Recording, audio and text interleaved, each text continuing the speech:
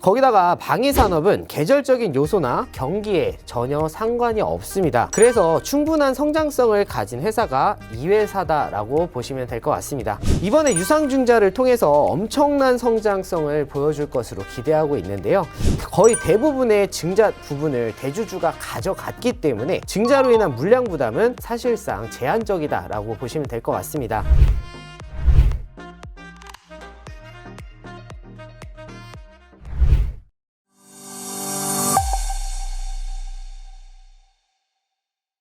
네, 안녕하십니까. 착한 인베스트먼트 전문가 이재준 팀장입니다.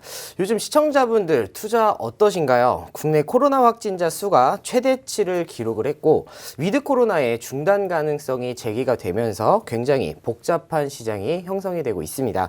코스피 코스닥 양 시장은 최근 7거래일 중에 상승 종목이 많았던 날은 고작 하루밖에 되지가 않습니다. 반복적으로 매물이 출회하면서 저항이 나타나고 있는데 다행히도 외인들의 수급으로 버텨주고 있는 모습입니다. 그간 말씀드렸던 것처럼 생겨났던 악재가 해결된 것이 아닌 일시적으로 완화된 것이었기 때문에 이렇게 다시 한번 주식시장이 차갑다는 걸 느끼실 수가 있으실 겁니다. 이 차가운 주식시장에서 홀로 방황하지 마시고요. 노란톡방 들어오시면 따뜻한 수익과 함께 길잡이 만나보실 수 있으시니까 방송 끝까지 집중해 주시고 노란톡방 참여도 부탁드리겠습니다. 네, 제가 오늘 가져온 두 번째 종목은 바로 방산업체입니다. 네, 이 회사의 주 매출은 방산입니다. 거기에 ICT 사업과 위성통신 안테나 등의 사업을 하고 있는데요. 본 사업의 성장성에 신사업의 성장성이 보이고 있기 때문에 매우 크게 기대가 되고 있는 회사입니다. 본 사업부터 신사업까지 일단 하나씩 좀 살펴보도록 하겠습니다. 일단 매출의 가장 큰 부분을 차지하고 있는 방산부터 알아보도록 하겠습니다. 방산이라는 말은 쉽게 말하면 방위산업을 줄인 말입니다.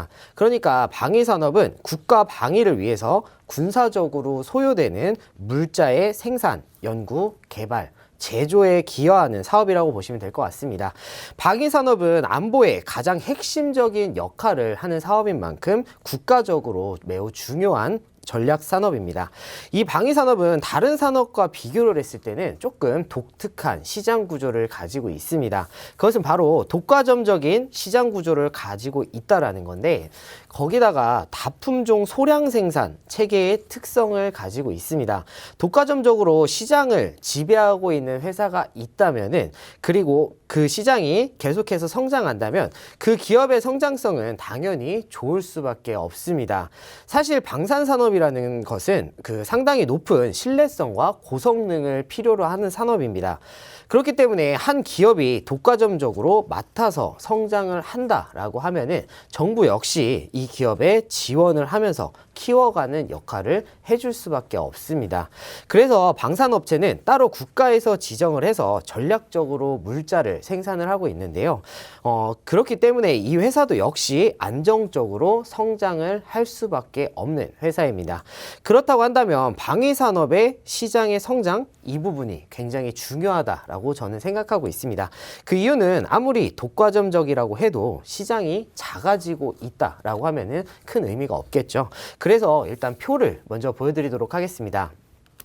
표를 보시면은 우리나라 전 세계 10위 규모의 국방비 지출 내역입니다. 거기다가 2010년부터 증감률을 보시면은 36% 수준으로 굉장히 높은 수준입니다. 적지 않은 성장을 계속해서 하고 있는 게 바로 이 방위산업이고 국내 방위산업은 그중에서도 성장이 굉장히 빠른 편에 속하는 국가입니다. 그렇기 때문에 이 회사의 성장성은 이것만으로도 이미 충분히 증명되었다라고 볼 수 있고요. 하지만 이 자료가 과거의 데이터만 있기 때문에 아무래도 미래가 중요한 만큼 미래의 데이터도 같이 보여드려야 될 것 같아서 제가 준비를 해왔습니다. 자, 다음 표 보시도록 하겠습니다. 지금 보고 있는 표는 국방부에서 나온 국방 예산의 전망입니다. 아무래도 국방부에서 예산을 전망한 자료이기 때문에 신뢰성은 상당히 높다라고 보셔도 될 것 같습니다. 2020년 작년의 경우에는 증가율이 7.4% 증가하는 모습을 보여주고 있고 올해에도 5.2% 성장할 것으로 보여지고 있습니다. 쭉 보시면은 매년 5%에서 6% 정도 성장하는 모습을 볼 수가 있는데요. 그렇다면은 이 회사도 당연히 이 정도의 성장은 가져갈 수 있을 것이다 라고 보여지고 있습니다.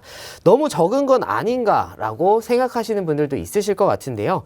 그런데 제가 생각하기에는 결코 적지 않은 성장률이고, 제가 말씀드렸던 것처럼 독과점적인 시장에서 저 정도의 성장이다라고 하면은 매우 훌륭하다고 보여지고 있습니다. 거기다가 방위산업은 계절적인 요소나 경기에 전혀 상관이 없습니다. 그래서 충분한 성장성을 가진 회사가 이 회사다라고 보시면 될 것 같습니다. 그러면은 방위산업에서 도대체 뭘 하는 건지 궁금해 하시는 분들 굉장히 많으실 것 같은데요. 눈과 귀 그리고 두뇌라고 보시면 될 것 같습니다. 이렇게 말씀드리면은 뭘 하는 건지 말한다더니 뭐 이상한 소리 하나 이런 소리 하실 수도 있을 것 같은데요. 하지만 실제로 하는 게 바로 이와 같은 역할입니다. 네. 네, 하나씩 말씀드리면 일단 감시와 정찰을 하는 레이더 추적 장치를 만들고 있는데요. 그래서 눈과 귀, 머리 같은 역할을 한다라고 말씀드린 겁니다. 당연히 전투기에도 들어가 있고 지상과 배에도 당연히 들어가 있습니다. 그리고 위성통신 체계를 통해서 육해공군의 지휘를 할 수 있는 두뇌와 입의 역할까지 하고 있습니다. 거기다가 배의 전투 성능을 높이는 복합 센서, 그리고 인공지능을 탑재한 수상정과 초소형 위성까지도 만들고 있습니다. 사실 너무 많은 걸 하고 있기 때문에 제가 방송 시간에 이걸 다 말씀드리기에는 조금 무리가 있고, 그냥 군대에서 눈과 귀, 머리의 역할을 하는 걸 만든다라고 생각하시면 될 것 같습니다. 우리 신체에서도 이와 같은 역할이 굉장히 중요한데요. 그만큼 이 회사 방산업체 중에 핵심이다라고 보시면 될 것 같습니다. 그리고 이것뿐만 아니라 또 다른 신사업도 하고 있습니다. 에어 모빌리티와 위성통신인데요. 에어 모빌리티, 많은 분들이 뭔지 모르실 수도 있습니다. 영화에서 그 왜 날아다니는 뭐 자동차나 택시 이런 거 보신 적 있으시죠? 네네네. 네, 어디서 보셨나요? 최근에 그 영화 하나 봤는데 거기에서도 날아다니더라고요. 조만간 날아다니실 수 있을 겁니다. 마블 영화에서 날아다니는 거 네, 맞아요. 봤어요. 네, 맞아요. 그렇게 바로 날아다니는 운송수단을 만들겠다라는 건데요. 이미 방위산업으로 인한 기술이 있기 때문에 이에 대해서 잘 적용만 한다면 성공할 가능성은 매우 큽니다. 거기다가 위성통신, 일론 머스크가 4,000개가 넘는 위성을 띄워서 인터넷을 공급하겠다라고 했습니다. 이제 위성도 경쟁의 시대에 들어가는데, 이 회사는 초소형 위성 이미 만들고 있습니다. 이에 대한 기술력을 바탕으로 해서 위성통신 신사업까지도 진출을 했는데, 두 사업 모두 본업에서 축적해 놓은 기술력은 있기 때문에 충분히 성공 가능성 매우 높다라고 저는 보고 있습니다. 거기에 더해서 누리호 발사와 함께 시장의 주목도 받을 수 있다라고 보여지고 있는데, 그렇다고 한다면 신사업에 들어갈 자금이 문제였습니다. 하지만 이 부분은 최근에 해결이 되었습니다. 바로 1.2조 규모의 유상증자를 발행을 했는데요. 이번 유상증자를 통해서 에어 모빌리티에 4,500억 원을 투자하고 위성통신에 5천억 원, 디지털 플랫폼에 2,500억 원으로 기술 투자와 지분 투자를 할 것으로 알려졌습니다. 이번에 유상증자를 통해서 엄청난 성장성을 보여줄 것으로 기대하고 있는데요. 이번 유상증자로 위성통신 쪽은 매출은 2023년에는 5조 8천억 원대로 예상을 하고 있고, 에어모빌리티는 2030년까지 11조 4천억 원을 예상하고 있습니다. 분명히 예상대로만 성장을 한다라고 하면은 이 회사는 아예 다른 회사로 레벨업을 할 수 있는 구간이라고 보시면 될 것 같습니다. 하지만 1.2조 규모라고 한다면 사실 물량에 대한 부담은 없지 않아 있으실 겁니다. 하지만 이 부분은 크게 걱정하실 이유가 없습니다. 그 이유는 바로 대주주의 120% 초과 청약 참여로 거의 대부분의 증자 부분을 대주주가 가져갔기 때문에 증자로 인한 물량 부담은 사실상 제한적이다라고 보시면 될 것 같습니다.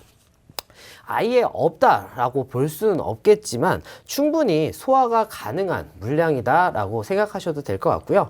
오히려 이 부분에서 떨어진다라고 하시면은 당연히 매수할 수 있는 기회가 된다라고 보시면 됩니다. 그만큼 본업의 성장성과 신사업의 기대치까지 합쳐져서 지금은 절호의 찬스가 왔다라고 보셔도 될 것 같습니다. 그만큼 지금 매수하시면은 매우 크게 수익이 기대되는 종목이니만큼 노란톡방 참여하시면은 종목명 매수 타점 공개해 드리도록 하겠습니다.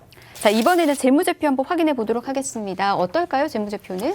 네, 일단은 실적 먼저 살펴보도록 하겠습니다. 이 업체의 3분기까지 매출은 43.2% 증가를 했고 영업이익은 41.8% 증가하는 모습을 보여줬습니다.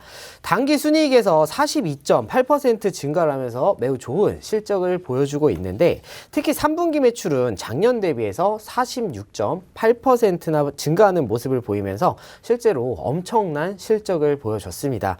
하반기 큰 규모의 무기 수출 또한 기대가 되고 있기 때문에 4분기에 대한 기대감 또한 크게 가져가셔도 되는 게 바로 이 업체입니다. 특히 피하식별 장치 등의 개별 사업과 전술 정보 통신망 3차 양산 사업에 따른 실적은 4분기에도 반영이 될 수가 있기 때문에 지금이 굉장히 좋은 타이밍이라고 보셔도 될 것 같습니다. 자, 다음으로 자산과 부채, 자본 살펴보도록 하겠습니다. 자산은 꾸준하게 증가하고 있는데 특히 올해 엄청나게 좋아진 모습을 볼 수가 있습니다. 자산도 크게 올라가고 부채는 그대로인데 자본은 늘어났습니다. 회사가 그만큼 좋아지는 부분도 있겠지만 유상증자 때문이라고 보시면 될 것 같고요. 그만큼 이번에 유상증자를 통해서도 재무적으로 상당한 안정성을 가져가는 게 바로 이 업체라고 보시면 될 것 같습니다. 자, 다음으로 현금 흐름표 살펴보도록 하겠습니다. 영업활동 현금으로는 꾸준하게 현금 들어오고 있고요. 투자도 굉장히 잘하고 있습니다. 바로 유상증자로 인한 그 부분만 좀 제외를 한다면은 충분히 좋은 주가 상승 가져갈 수가 있을 것 같습니다. 자, 다음으로 재무 비율 살펴보도록 하겠습니다.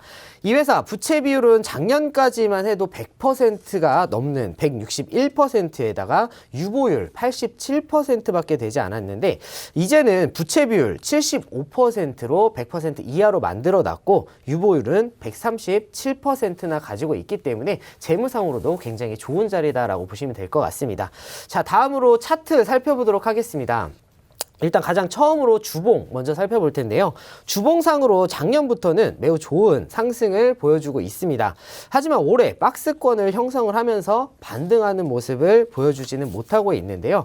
올해 박스권의 형태는 가져가고 있는데 60주봉과 추세선 그리고 박스까지 겹쳐져 있습니다. 기술적으로는 현재 굉장히 반등할 수 있는 자리에 충분히 왔다라고 저는 생각하고 있고요.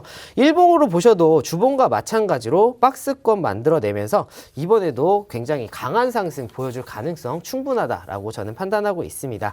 일봉상으로 지금은 작년부터 이어진 추세 하단의 위치에 있기 때문에 기술적인 자리까지도 흠 잡을 데가 없다라고 보여지고 있는 이 종목 노란톡방 들어오시면 종목명 매수 타점 공개해 드리도록 하겠습니다.